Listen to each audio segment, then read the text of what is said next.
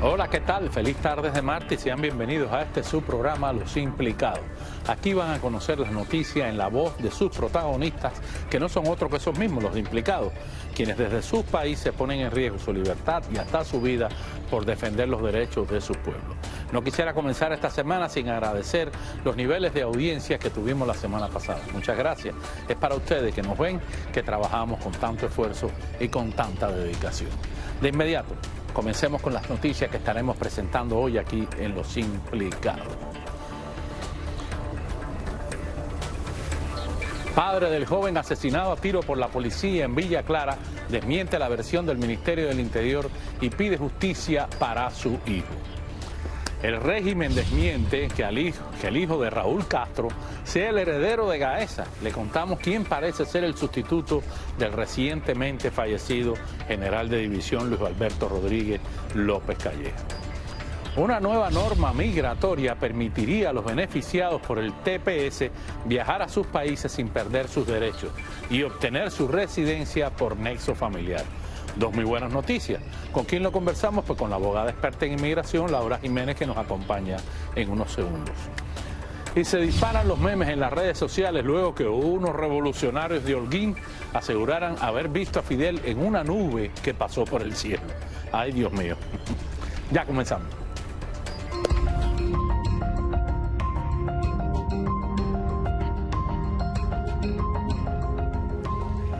Giovanni Batista, el padre del joven asesinado en Villa Clara a manos de la policía cubana, salió a las redes sociales a desmentir a los medios de comunicación oficial que están diciendo que su hijo era todo un delincuente. Sidán Batista Álvarez es el nombre del joven que murió desangrado y esposado luego que un agente le disparara.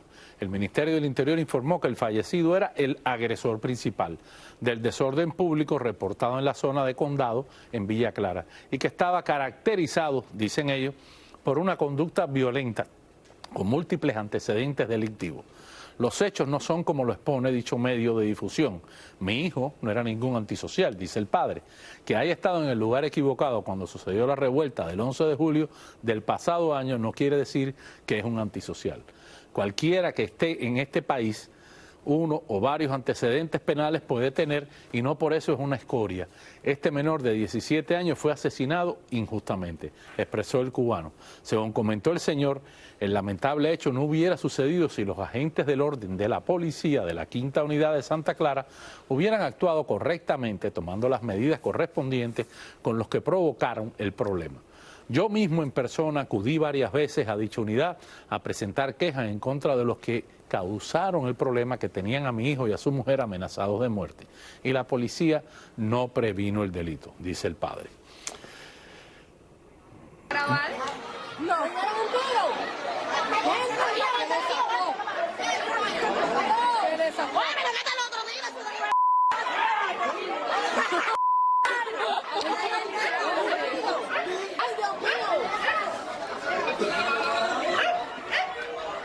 Estas son las terribles imágenes del momento en que el joven se encuentra herido en el suelo y esposado, al tiempo que los policías, en vez de atenderlo, se dedican a enfrentarse a las personas que le gritan asesinos. Según el reporte inicial, todo comenzó con una discusión por un tema de vivienda que supuestamente había sido ocupada por la víctima y su pareja.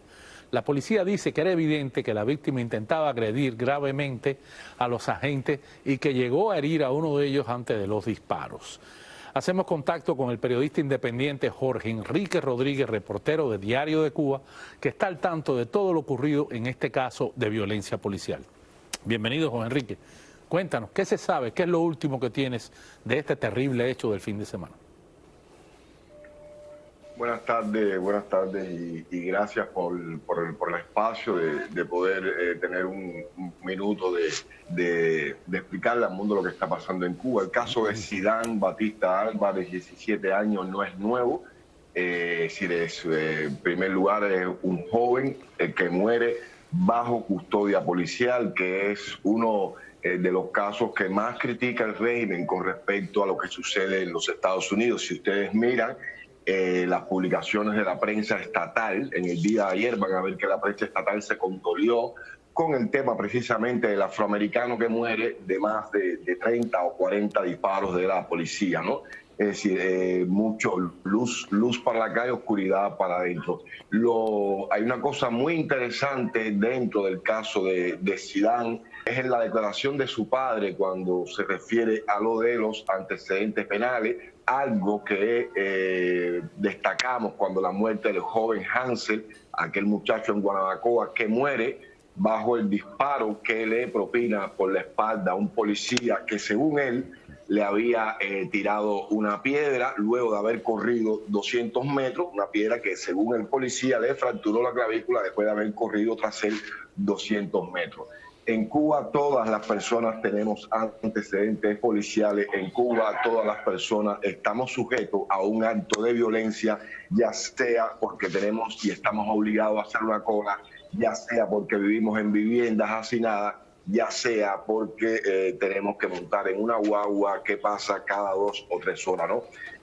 Lo más triste de todo este caso es ver la indolencia de las organizaciones de masa a la cual pertenecemos o pertenecen la mayoría de los cubanos, llámese Federación de Mujeres Cubanas, Comité de Defensa de la Revolución, Unión de Jóvenes Comunistas, los propios miembros del Partido Comunista, estas personas que abundan en los barrios, de los cuales en Cuba se conocen como chivatos, que son bastantes, también es una de los males que padecemos, y ver que ninguna de estas organizaciones que integran la mayoría de los cubanos, no pueden hacer ni siquiera una declaración de lo que pasó y dejan al padre solo. En este caso, que como ustedes pueden ver en las redes sociales, también ha sido criticado por decir que su hijo estaba en el lugar equivocado el día 11 de julio de 2021 y que no es una escoria por haber tenido 2 o 3 antecedentes penales. Yo no creo que el foco sea ahora,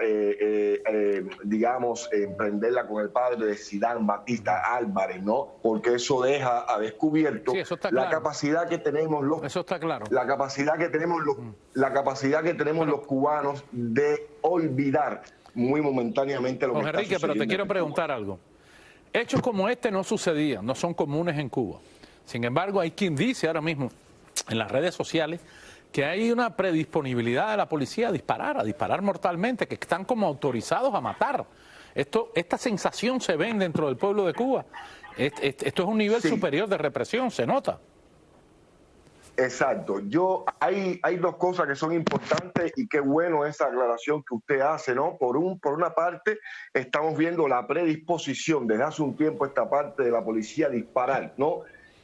Con esa sensación precisamente como que tienen la orden de disparar. Por otra parte, hay otra cosa importantísima, creo que lo vimos en el caso de Hansel, en el miedo que tiene los propios policías, porque saben que están en un país donde las personas andan al borde, las personas están al límite, las personas ya estallaron, las personas no aguantan más, ¿no? Si uno ve el caso de Hansel, recuerden la declaración del... Se está congelando la imagen, lamentablemente. Policía que dice que Hansel le tiró una piedra y le partió la gavilla, ¿no? Usted ve el miedo que tiene la policía, usted ve qué fue lo que pasó con Hansel. Vean las imágenes de la muerte de este chico, de Zidane, que estos policías temerosos están rodeados, tienen miedo también. Estas 2 cosas son importantes. Una, la predisposición que tienen para disparar con la orden, y la otra es que saben que están frente a un pueblo que está desbordado, un pueblo que está enojado, un pueblo que está lleno de ira, un pueblo que está en el límite, y ellos, por supuesto, saben que son la primera línea de confrontación con ese pueblo, que no son sus jefes, que no son los miembros del partido, ¿no? Sino que son ellos los policías. Y a eso también está jugando el régimen, sabiendo perfectamente que la policía es quien está en esa primera línea. Y hay esa predisposición, tira a matar, porque saben que el pueblo está en el límite de eso. ¿Cómo está la situación hoy en Las Villas? ¿Está tranquilo? ¿Está alterada? ¿Hay protestas? ¿O todo terminó allí? Bueno, imagínense, las últimas noticias que han llegado de Santa Clara es que aquello, primero, las calles tranquilas, muy limpias, ¿no? Muy limpias, recogidas, no hay basura ahí. no han llegado. Creíamos que iban incluso a hacer un carnaval, pero bueno, no se han atrevido a tanto, no se han atrevido a hacer una festividad popular como está ocurriendo en La Habana, por ejemplo. Parece que han respetado al menos eso, pero las imágenes son de una ciudad muy tranquila y eso también lo está explotando la prensa estatal. Bueno, pues muchísimas gracias, José Enrique, por hacernos este reportaje de Diario de Cuba. Te seguimos constantemente y veremos en qué desemboca esta situación de violencia en las villas. Por su parte, el periódico oficial del castrismo, el Granma, ha negado efusivamente que sea Alejandro Castro Espín el nuevo jefe de Gaesa, luego de la muerte del general de división Luis Alberto Rodríguez López Calleja. Cito, es falso que Granma publicara una información sobre nueva dirección del Grupo de Administración Empresarial de las FARC, refiere el periódico en sus redes sociales, donde adjunta un supuesto fotomontaje con la noticia del nuevo nombramiento. Hasta el momento no ha existido una decisión sobre quién tendrá a su cargo el emporio militar que controla cerca del 70% de la economía nacional. Desde los hoteles, pasando por las tiendas TRD, el combustible de los Servicupet y las finanzas con las empresas Fincimix. La importancia del puesto queda evidente en el tratamiento de primer nivel que el régimen le dio a las exequias fúnebres de este general muerto, a las que asistió la plana mayor del castrismo. El nombre que más suena como nueva jefa es el de la actual vicepresidenta de Gaesa, la coronel Ania Guillermina Lastres Morera. La señora nació en Marianao, La Habana, en el 68 y comenzó su vida laboral en 1984 como especialista en la Dirección de Colaboración Económica y Fondo Material del Ministerio de las Fuerzas Armadas. A pesar de su bajo perfil, su puesto en Gaesa, donde llegó a ser la mano derecha operativa de López Calleja y persona de alta confiabilidad entre la jerarquía del poder cubano, según el periodista cubano Wilfredo Cancio, investigaciones de la prensa independiente cubana la sitúan como dueña de varias compañías y bienes raíces alrededor del mundo, según documentos consultados por ADN, que es otro sitio de internet, en Panamá y Londres. O sea, es la prestanombre oficial de estas empresas que parecen privadas, pero que en realidad tienen detrás a la familia Castro. El puesto no es un puesto para una eficiencia económica, sino para una fidelidad a prueba de balas a favor de Castro, porque de ahí se esconden los dineritos de la familia, de ahí se esconden las inversiones que no pueden salir al rostro, pero además las inversiones oficiales en Cuba. Por otra parte, nos vamos a Suiza. El opositor cubano residente allí en Suiza, el doctor Ariel Ruiz Urquiola, ha iniciado una huelga de hambre y sed frente al Palacio Wilson, sede de la ONU en Suiza. Escuchemos. La entrega de la misiva al alto comisionado de las Naciones Unidas para los Derechos Humanos.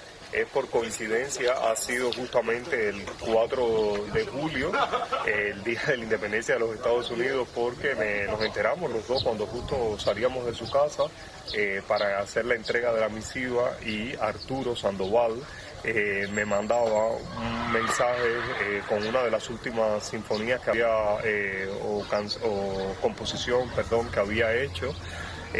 Y también que bueno, me decía que era el día de la... Urquiola ha vivido varias huelgas de este tipo a lo largo de los años y, como es lógico, su cuerpo se encuentra debilitado por este tipo de actividades que son totalmente riesgosas para la vida. Además, recordemos que ya él ha denunciado que en una de esas huelgas en Cuba, la dictadura militar del Partido Comunista le inoculó el virus del VIH. Su reclamo es el mismo de hace 2 años, que el alto comisionado de Derechos Humanos se pronuncie por su caso y por la reciente prohibición de entrada a Cuba por parte de las autoridades a su hermana, Omara Ruiz Urquiola. Un grupo de funcionarios comunistas cubanos que participaban en la Feria Latina de Toronto, en Canadá, intentó sabotear el tradicional evento cultural canadiense haciendo gala de su fervor revolucionario al escuchar la frase "Patria y vida". Se volvieron locos. Vean ustedes el video.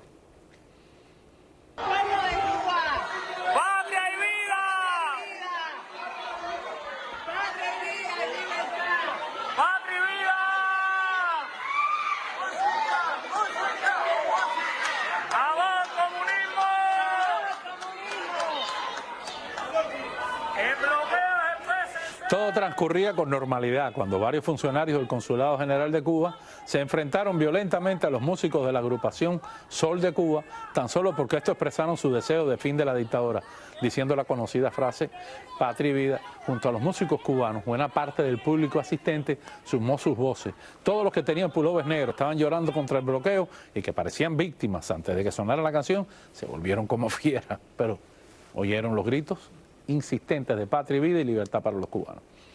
Seguidores del régimen, esto es una comedia, pero vale la pena verlo, aseguran en las redes sociales haber visto la silueta de Fidel Castro en una nube del cielo de Virán. Virán es el pueblo donde nació Fidel, localizada en la provincia de Holguín, lo que ha desatado una ola de memes en las redes sociales. La silueta de Fidel Castro no solo se hizo viral entre los seguidores del gobierno cubano, sino que sirvió de pretexto para memes, ese modo de burla tan utilizado en las redes sociales. Una de las imágenes que más se compartió es la de Pánfilo, el cubano que gritaba "Jama, Jama", y se hizo célebre en las redes sociales también. Han puesto muchísimas otras cosas, otras imágenes en la nube, muchas de las que no podemos poner aquí en pantalla porque son bastante fuertes. Pero búsquelas en internet porque están muy simpáticas. Venir con una nube de Fidel, que se lo lleve la nube, que le caiga un aguacero, que desaparezca. Señora, hacemos la primera pausa y al regresar, los cambios al TPS que favorecen a los inmigrantes. Los conversamos con la experta en inmigración, Laura Jiménez. Buenas noticias. Y enormes colas para la gasolina en las afueras de La Habana. Hay autos que están esperando por varios días en esa fila. Miren ustedes, la situación se complica un poco más en Cuba. Ya volvemos.